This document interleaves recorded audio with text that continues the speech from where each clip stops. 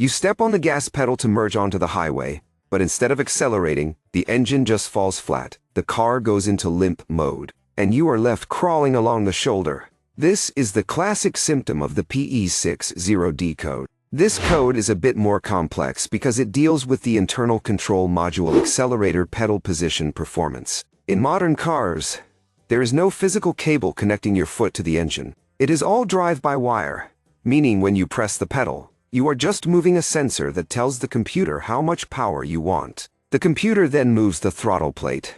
Because this is a huge safety issue, the system is redundant. There are usually two sensors inside that pedal assembly sending signals to the computer, and the computer constantly cross-checks them if they do not agree. Or if the internal processor in the computer detects a calculation error regarding these signals, it sets code P060D and cuts power to keep you safe. Diagnosing this is tricky because it points to an internal failure inside the engine computer, the PCM, but you should not jump to that expensive conclusion immediately. Start by looking for Technical Service Bulletins or TSBS for your specific car, as this is a common software glitch on many vehicles that might just need a software update at the dealer. If there are no updates, you need to inspect the wiring harness at the pedal and the computer.